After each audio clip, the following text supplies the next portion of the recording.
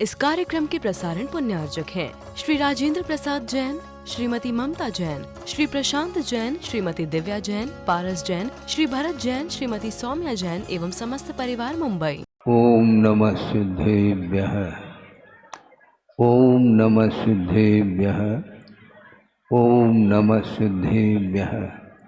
मंगलम भगवान वीरो मंगलम गौतमो गणे मंगलम कुंदकुंदाद्यो जैन धर्मोस्तु मंगलम सर्वमंगलमांगल्यम सर्वकल्याणकारकम प्रधानम सर्वधर्माणां जैनम जयतु शासनम। अहिंसा परमो धर्म की महावीर भगवान की प्रातः स्मरणे परम पूजाचार्य गुरुवर श्री विद्यासागर जी मुनि महाराज की जय। मुझे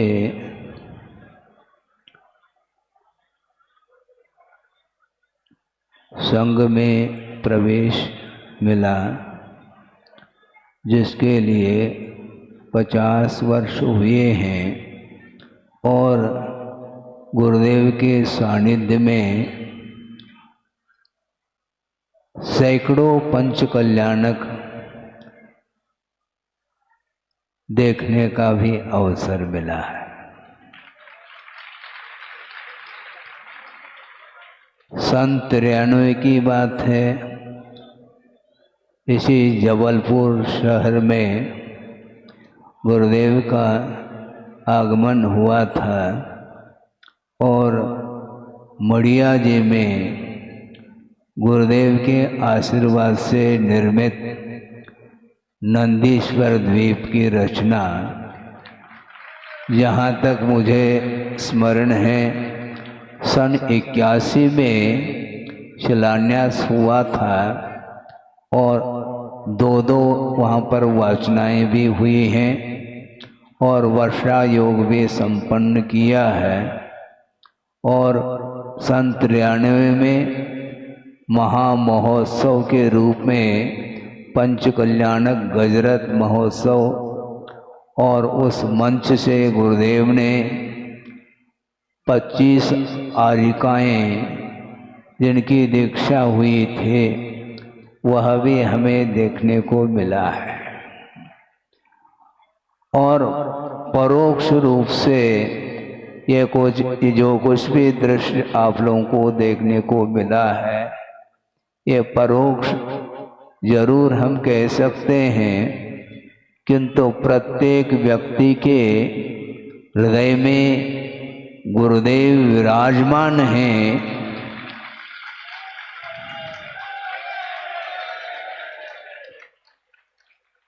जिसके कारण ये बड़े बड़े जो आयोजन हैं, पंच कल्याणक महोत्सव कहें, बड़े बड़े विधान भी होते हैं, ये सारे सारे सानंद संपन्न उनके मंगलमयी आशीष के माध्यम से ही होते हैं। और यह आज का जो पंच कल्याणक संपन्न हुआ, प्रातःकालीन वेला में प्रभु को निर्वाण का लाभ हुआ और मध्याह्न में रथ में विराजमान करके श्री जी आप लोगों को देखने को मिला और हमें भी मिला है। तो इस प्रकार गुरुदेव के आशीर्वाद से ही हमने देखा है, जिन्होंने सैकड़ों पंच कल्याणक जो प्रतिष्ठाएं कराई हैं। मैं ये कह रहा था, पहले सन 77, 78 आदि प्रति वर्ष पंच कल्याणक संपन्न होते थे। उसके बाद लगभग हमें देखते हुए मेरे से भी अधिक हो गए हों, जिनके द्वारा सैकड़ों पंच कल्याणक संपन्न हुए हैं। गुरुदेव के आशीर्वाद से ही प्रतिष्ठाचार्य बने हैं और उनके नेतृत्व में कुशल नेतृत्व उनका रहा और उन्होंने गुरुदेव के आशीर्वाद से ही प्रतिष्ठा संबंधी भी अध्ययन किया है और ये सारा सारा आप लोगों को जगह जगह पंच कल्याणक महोत्सव उनके माध्यम से होते आ रहे हैं। उनका बहुत बड़ा योगदान रहा है और इस प्रकार इस बड़े बड़े पंच कल्याणक जैसे महोत्सव के लिए गुरुदेव का तो वरदहस्त रहा ही है, उसके साथ साथ शासन प्रशासन का भी भरपूर योगदान मिलता रहता है, क्योंकि बड़े बड़े जो भी आयोजन होते हैं उनको सानंद संपन्न करने के लिए अनेक व्यक्तियों की आवश्यकता पड़ती है। कोई भी कार्य संपादित होता है तो उसके लिए योगदान के रूप में अनेकों व्यक्तियों का हाथ रहता है, तब कहीं जाकर के ये महोत्सव संपन्न होते हैं। अभी अभी 2022 में कुंडलपुर क्षेत्र में भी महान महोत्सव हुआ था संपन्न, गुरुदेव के सानिध्य में, सत्संग सानिध्य में, वह भी हमें देखने को मिला।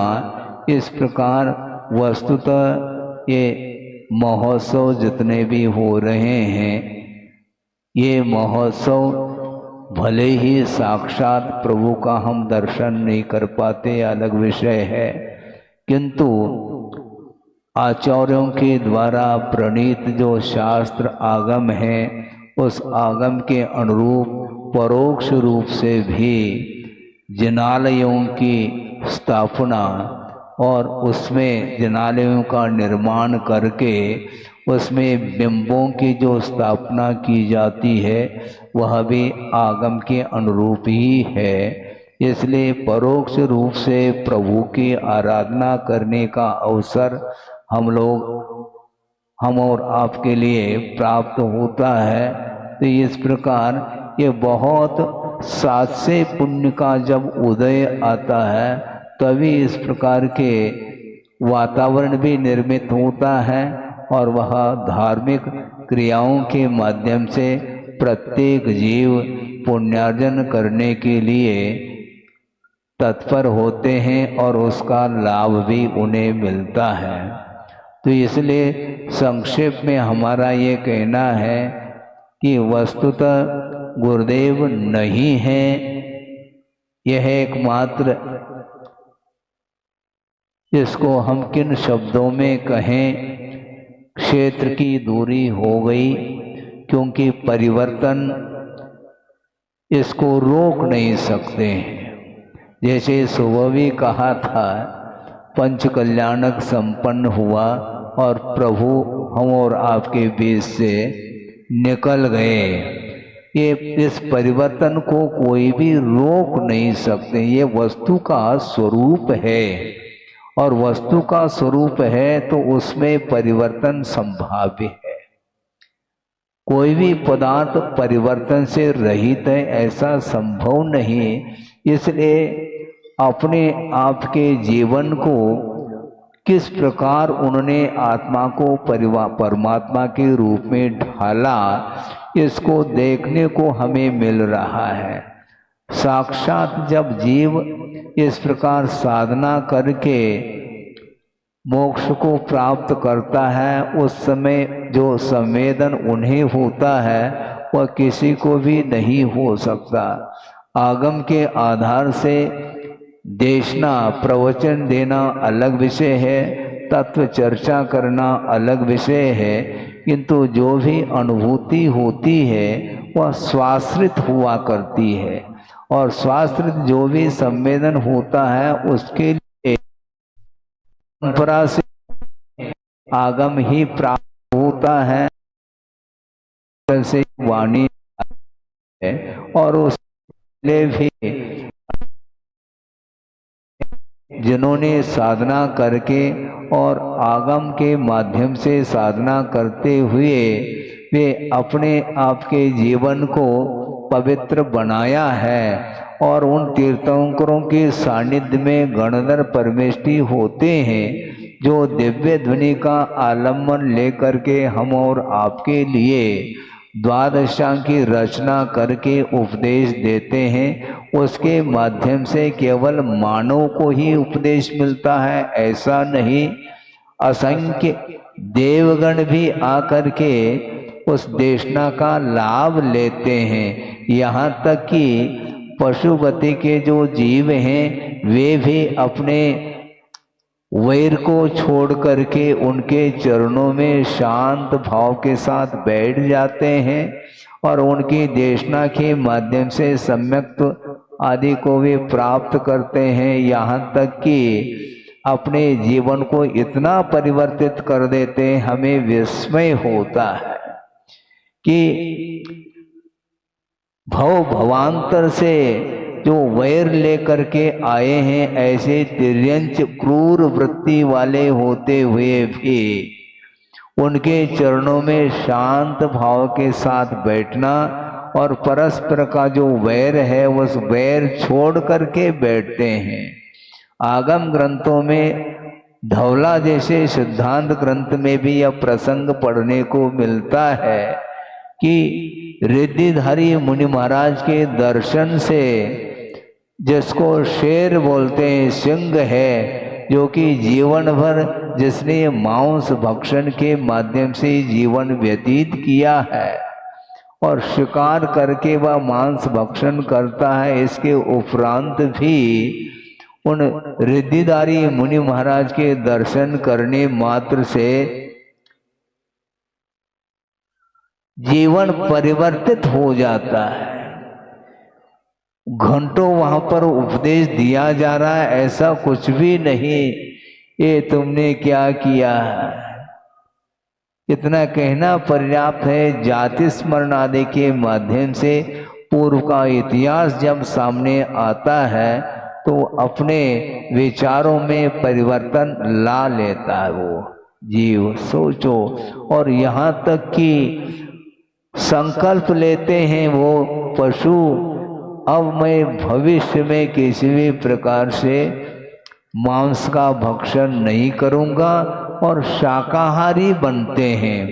और इससे भी एक विस्मय का विषय ये पढ़ने को मिलता है, खाली शाकाहार ही नहीं बनते किंतु अपने जीवन में व्रत अंगीकार करके अब हरा हरा घास भी खाना उन्हें पसंद नहीं आता और सूखे पत्ते खा करके जीवन व्यतीत करते हैं। ये सारा सारा परिणाम किसका है? साक्षात प्रभु का दर्शन और उनकी देशना सुन करके इस प्रकार जीवन में आमूल चूल जो परिवर्तन है, जब पशुओं में ये परिवर्तन आ सकता है, आता है, तो ऐसी स्थिति में मानव के जीवन में यदि परिवर्तन न आए, ऐसा हो नहीं सकता है। तो इसलिए 50 वर्ष 55 वर्ष से मैंने देखा गुरुदेव के सानिध्य में, उन्होंने जो कार्य किया है वह न भूतो न भविष्यति। हाँ, सोचो, विचार करो, जिस समय मेरा प्रवेश हुआ उस समय 2-3 गिनती के ब्रह्मचारी थे। उस समय हमारा प्रवेश हुआ, योग सागर देवी अपने साथ में थे और दोनों आ गए, दोनों के लिए आशीर्वाद मिला। सोचो, विचार करो, अकेले आचार्य महाराज और उस समय एक चुल्लक जी थे मात्र और 4-5 ब्रह्मचारी लोग थे और कोई भी नहीं। सन 75 की बात है। महावीर जी होकर के आचार्य महाराज फिरोजाबाद पहुंचे और वहां पर चातुर्मास संपन्न किया। उसके पश्चात विहार करते करते सोनागिरी पहुंच गए, जो कि बुंदेलखंड का वह द्वार माना जाता है। और वहां पर पहुंच करके हम लोगों की दीक्षा हो गई, चुल्लक दीक्षा। और दीक्षित होने के उपरांत बुंदेलखंड में ही प्रवेश किया और विहार करते करते लगभग 51 चातुर्मास हो गए होंगे। अन्यत्र भी हुए हैं, लेकिन अधिकतर चातुर्मास बुंदेलखंड में हुए। और वो समय सन 76-77 में लगातार 2 कुंडलपुर बड़े बाबा के चरणों में संपन्न किया चातुर्मास। और उसी समय से शुरू हो गया, उनकी दुकान रफ्तार से चलती रहे। और उन्होंने कई बार कहा है कि आचार्य ज्ञान सागर जी के सानिध्य में राजस्थान, अजमेर आदि इर्द गिर्द और भी जितने भी ग्राम हैं वहाँ पर उनका प्रवास रहा, किंतु दुकान उनकी चली नहीं। तो उन्होंने सोचा जहाँ पर हमारी दुकान चलेगी वहीं पर चले तो ज़्यादा अच्छा। और इस बुंदेलखंड में आकर के ऐसा वातावरण निर्मित उन्होंने अकेले होकर के किया, ये ध्यान रखो। उस समय कोई समूह नहीं था, उन्होंने समूह का निर्माण किया है। और चतुर्विद संघ का निर्माण उन्होंने किया। उसके पहले कोई भी संघ में साधु आरिका नहीं थी। और सोचो, 2 आश्रम, ब्राह्मी विद्या आश्रम खोल दिए। उसके उपरांत अभी आप देख रहे हैं लगभग 18-20 साल से कि प्रतिभा स्थली, जहाँ पर प्रतिभा स्थली में लगभग 500 की संख्या भी आगे बढ़ गई। उससे इतनी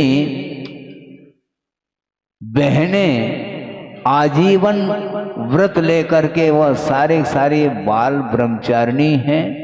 और गुरुदेव के आशीर्वाद से व्रत लेकर के और धार्मिक संस्कार निरंतर दे रही हैं। सोचो, विचार करो।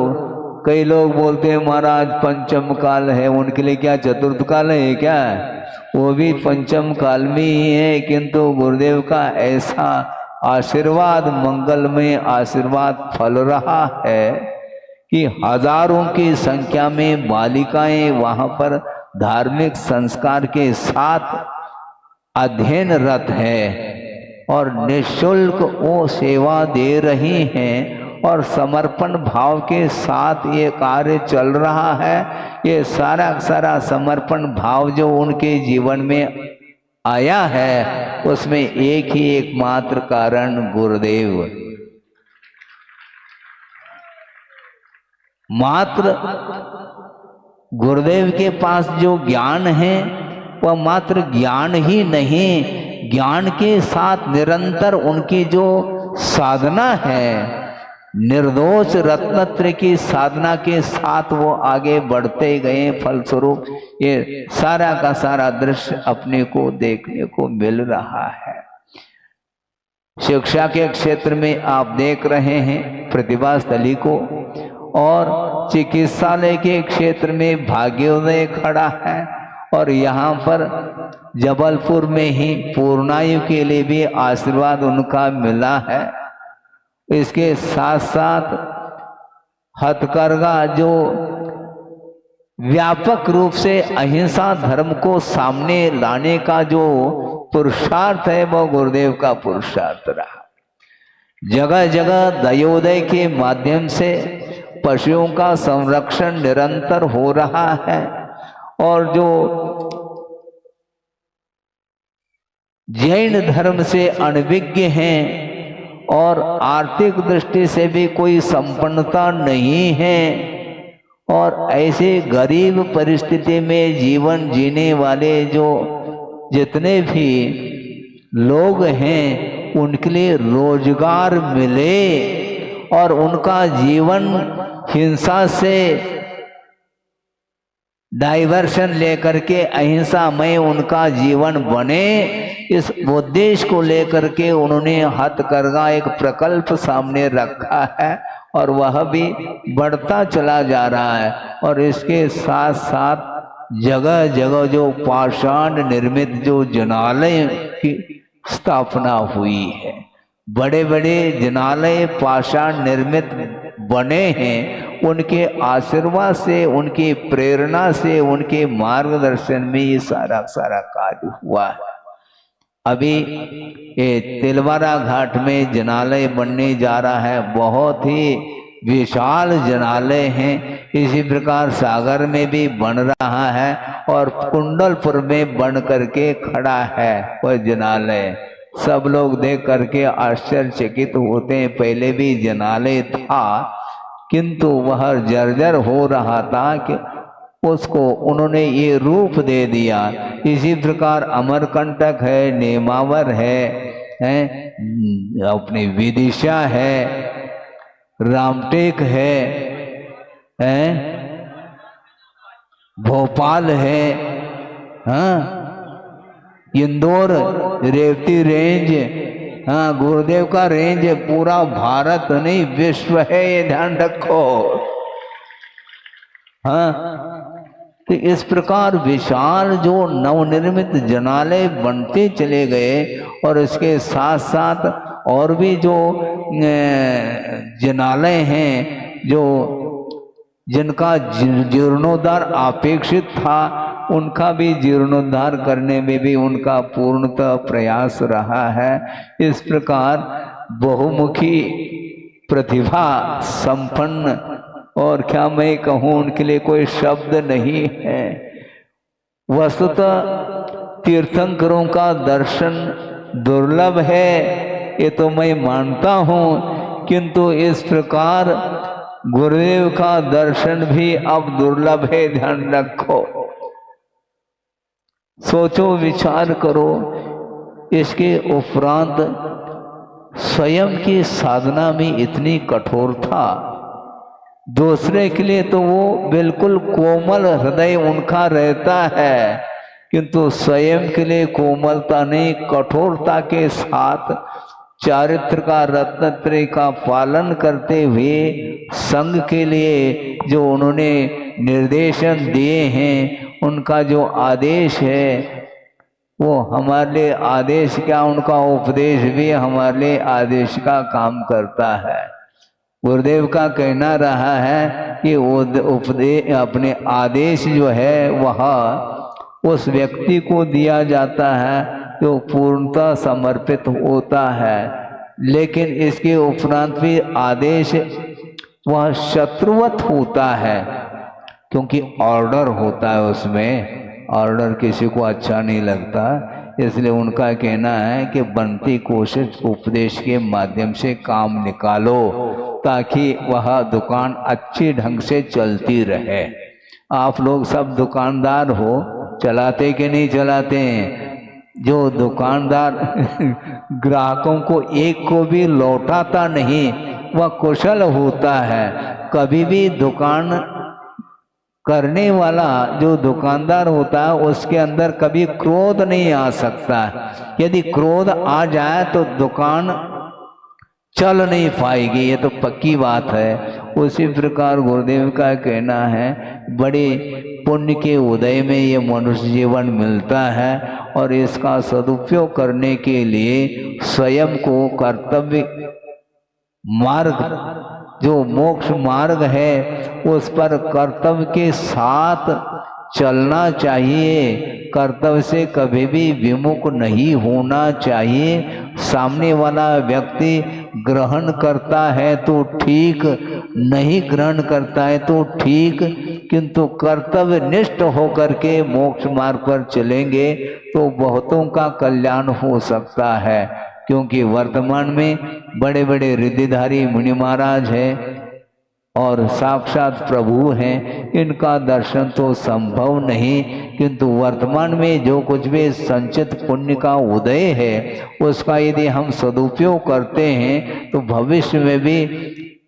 उस प्रकार की सामग्री मिल सकती है मोक्ष मार्ग संबंधी, जिसके माध्यम से कहाँ उस साधना के माध्यम से डायरेक्ट कहाँ पहुंच जाएंगे, जहाँ वो प्रभु पहुंचे थे सुबह, वहीं पर पहुंच जाएंगे। लोक के अग्रभाग पर ये ध्यान रखो। इसलिए ज्यादा समय नहीं लेते हुए ये सारा कार्य गुरुदेव के आशीर्वाद से हुआ है। निरंतर गुरु की उपासना करता हुआ जो शेष जीवन हमारा है और सब लोगों का है, वह सारा अभी समय है। महाराज कह रहे हैं समय तो है, लेकिन आगे भी और भी कुछ कार्य हो सकते हैं। अच्छा ठीक है, आधा घंटा, क्योंकि आज है ना पूरी जनता बैठी है। ऐसा लग रहा है कि अभी पीछे वालों का अच्छा वो भूल ही गया था मैं, कोई बाधा नहीं। हाँ, गुरुदेव भी वो प्रोत्साहित करते थे, यहाँ तक कि इस बड़े बड़े आयोजन में जिनका विशेष योगदान रहता है, किस रूप में, जो भोजन व्यवस्था में जो रात दिन लगे हैं, शायद उन्होंने इस दृश्य को नहीं देखा होगा, क्योंकि वो दृश्य देखने के लिए बैठेंगे तो भोजन कैसे कर पाएंगे। शुद्ध भोजन जो पात्र बने हैं उनके लिए अलग, और जो जनता आई है उनके लिए भी समय पर शुद्ध भोजन इत्यादि कराना, और ये समर्पण भाव के बिना संभव नहीं है। उनके लिए किसका आशीर्वाद? गुरुदेव का आशीर्वाद मिल रहा है, और उसमें अपना आशीर्वाद क्या मायना रखता है, इसके उपरांत भी आपकी यदि भावना है तो आशीर्वाद भी अपना रहेगा। तो इसलिए आशीर्वाद के माध्यम से सब कुछ होता ऐसा नहीं, किंतु निरंतर आस्था के साथ, समर्पण भाव के साथ जो कर्तव्य के लिए जो निरंतर आगे बढ़ता चला जाता है, तो सारा कार्य संपादित होता है। इसलिए इन 5 दिनों में जो कुछ भी धार्मिक आयोजन पंच कल्याणक सानंद संपन्न हुआ है, इसी प्रकार न जाने और कौन कौन से स्थान पर कितने बार इस प्रकार दृश्य देखने को मिलेगा, ये तो भविष्य का विषय है। किंतु हमारा इतना ही कहना है, आप लोग अपने परिवार में जो भी छोटे छोटे बालक बालिकाएं हैं, उनके लिए संस्कार, वैसे संस्कार धानी है जबलपुर, इसके उपरांत भी अपने बच्चों के ऊपर धार्मिक संस्कार देने के लिए आपको आगे आना चाहिए। यह आप लोगों का दायित्व है, और आप यदि संस्कार नहीं देंगे तो उनका भविष्य क्या होगा, इस विषय में आप लोगों को सोचना चाहिए। मैं इसलिए कहना चाहता हूँ कि निरंतर जो पाश्चात्य संस्कृति है उसकी हवा निरंतर बढ़ती जा रही है, और उसमें जो युवक यंग एज के जो कौन है, अब कोई किन शब्दों में कहेंगे, क्योंकि आप लोग तो वृद्ध होने जा रहे हैं, और वो सारे भाई और बहन के रूप में उनका भविष्य क्या होगा, उनके भविष्य के विषय में निरंतर सावधानी के साथ उनके विषय में सोचना चाहिए। क्योंकि मुख से कहना अच्छा नहीं समझता, किंतु सब लोगों को वह अवगत है। ये दुर्लभ है ये गोत्र जैन धर्म मिलना, जिस धर्म में दिगंबरत्व का दर्शन हो सकता है, स्वरूप का परिज्ञान हो सकता है, हिंसा क्या है, अहिंसा क्या है, पुण्य क्या है, पाप क्या है, इस विषय में सर्वांगीण अध्ययन करने का ही नहीं, अपने जीवन में उतारने के लिए यह पर्याय मिली है। और यदि मान लो उस पाश्चात्य संस्कृति में, उस वातावरण में बह करके यदि मान लो अन्य किसी भी वह धर्म का सहारा लेता है तो उसका कितना पतन होगा। और इस पतन में कारण कौन बनेंगे? माता और पिता बनेंगे। इसलिए आप लोगों को ये ध्यान देना चाहिए, इस प्रकार का जो विपरीत वातावरण निर्मित हो रहा है, इसमें यही एकमात्र कारण है कि नए नए जो संसाधन हैं, क्योंकि हमने कभी भी अपने जीवन में न टेलीविज़न देखा, न मोबाइल, न और कोई भी संसाधन उस समय थे नहीं, और ये निरंतर ये संसाधन बढ़ते चले जा रहे हैं और इसके माध्यम से ही मर्यादा का उल्लंघन हो रहा है। और ये जो नैतिक पतन हो रहा है, इसमें कारण यही एकमात्र कारण है। इसलिए इसके ऊपर नियंत्रण होना चाहिए। ज़्यादा कहने में लाभ नहीं है। लगभग 7-8 महीने हो गए हैं जबलपुर में, थोड़े बहुत बाहर भी हो करके आ गए, बात अलग है। लेकिन जबलपुर वालों का एक तीव्र पुण्य का उदय समझता हूँ कि गुरुदेव तो कितने बार उन्होंने आपके लिए सानिध्य दिया है, इसके बारे में हम ज़्यादा नहीं कहना चाहेंगे, किंतु उनके परोक्ष में भी यह दीर्घकालीन प्रवास यहाँ पर रहा।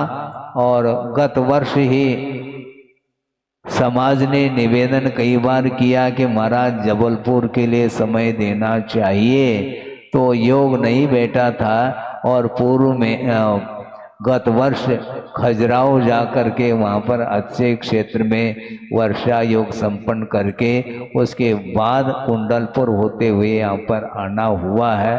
भविष्य में कहाँ जाना, किधर जाना है, इसके बारे में हम ज़्यादा नहीं कहना चाहेंगे, क्योंकि देखो कि परंपरा तो चल रही है। हाँ, क्योंकि हमें भी ज्ञात नहीं, न आपको ज्ञात हो सकता है, आप कहीं भी रहें, किंतु गुरुदेव ने जो भी प्रकल्प आप लोगों के लिए दिए हैं, जो दायित्व दिया है, उसका पूर्णतः निर्वाह करते हुए उन प्रकल्पों को पूर्ण करने के लिए कटिबद्ध हो। इस विषय में ज़्यादा कहने की आवश्यकता नहीं है, इतना ही पर्याप्त है। क्योंकि गुरुदेव ने जहाँ जहाँ पर भी प्रकल्प दिए हैं, उन सभी प्रकल्पों को सब लोग मिल करके एकता के साथ, वात्सल्य के साथ, आत्मीयता के साथ जिस प्रकार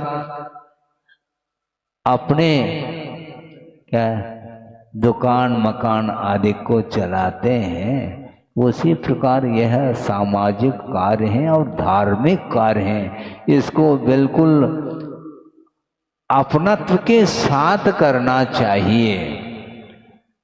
कमेटी का अर्थ, जो कमेटी है तो है ही, किंतु कमेटी के लिए हमारा ये कहना है पूरी समाज सहयोग देना चाहिए। और पूरी यदि जबलपुर समाज और बाहर की समाज भी यदि सहयोग देती है, तो उसके माध्यम से बहुत जल्दी जहाँ जहाँ भी गुरुदेव के प्रकल्प हैं, उन प्रकल्पों को पूर्ण करने के लिए उत्साह के साथ आप लोगों को आगे आना चाहिए। वैसे आगे तो है ही, क्योंकि गुरुदेव ने आपको योग्य समझा है। आप सुन रहे हैं क्या? नहीं, खास तौर से कमेटी वालों के लिए हमारा कहना है, जो गुरुदेव ने आपके कंधों पर जो भार दिया है, कुछ तो सोचा होगा उन्होंने, कुछ तो क्यों पूर्णता योग्यता का उन्होंने मूल्यांकन किया है। और उनको ये पूर्णता विश्वास था कि आप लोग इस कार्य को संपन्न करेंगे। इस प्रकार उनके मन में ये भाव था, और बार बार इस ओर विहार करते करते धीरे धीरे तैयार किया है।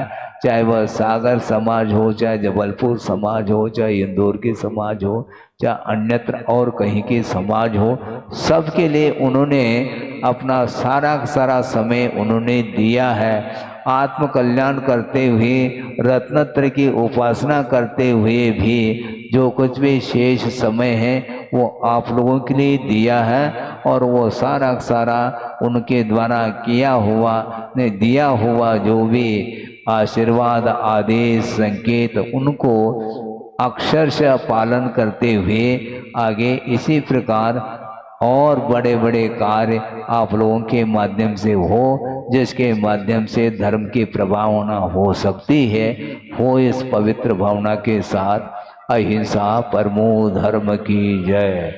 बोधि समाधि परिणाम शुद्धि स्वात्मोपलब्धि शिव शोक सिद्धि चिंतामणिम चिंतित वस्तुदाने त्वां वंद मानस्य ममास्तु देवी।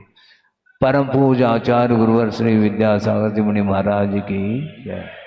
इस कार्यक्रम के प्रसारण पुण्यार्चक थे श्री राजेंद्र प्रसाद जैन, श्रीमती ममता जैन, श्री प्रशांत जैन, श्रीमती दिव्या जैन, पारस जैन, श्री भरत जैन, श्रीमती सौम्या जैन एवं समस्त परिवार मुंबई।